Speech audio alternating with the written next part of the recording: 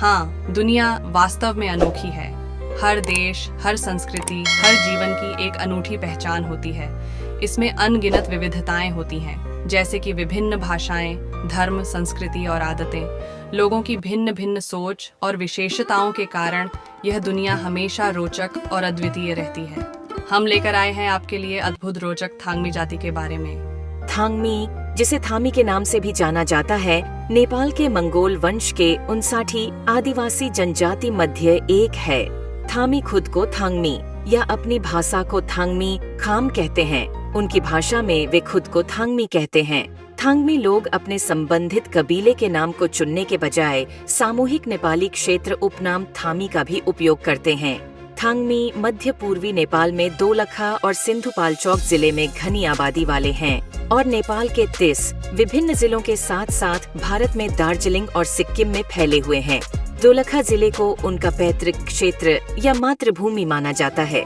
दोलखा में उनकी बस्ती दोलखा जिले के उत्तरी भाग में तमाकोशी क्षेत्र के आसपास केंद्रित है।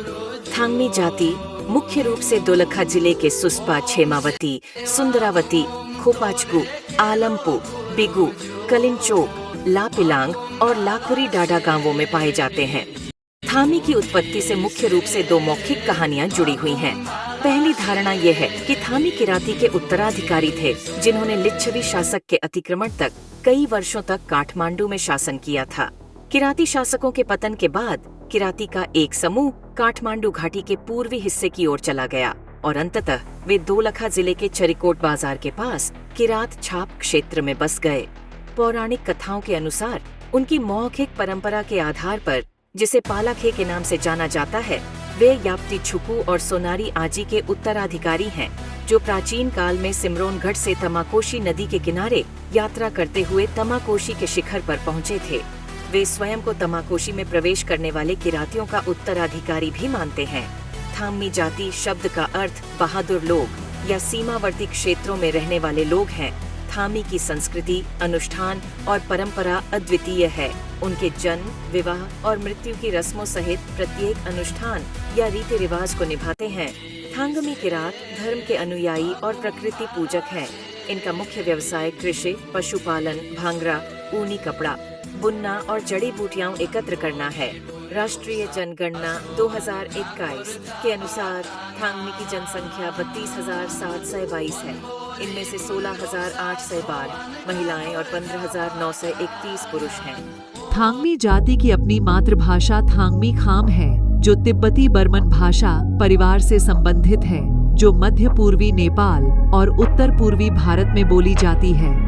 अधिकांश थामी भाषी नेपाल में रहते हैं और अभी भी अपनी परंपरा को कायम रखते हैं। दोलखा जिले की मातृभूमि थांगमी 30 अलग अलग जिलों में फैले हुए हैं, जिनमें दोलखा के पड़ोसी जिले जैसे सिन्धुपाल्चोक, सिन्धुली और रामेछाप आदि शामिल हैं।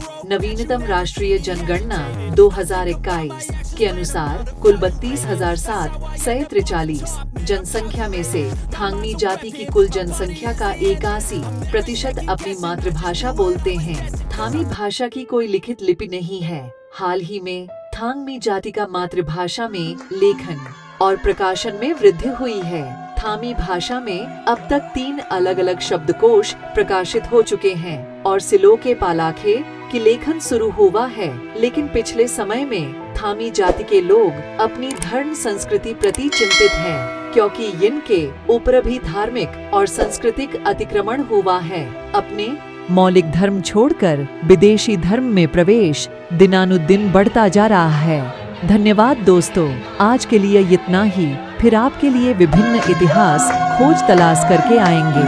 आप हमारे YouTube चैनल को सब्सक्राइब कर रहे।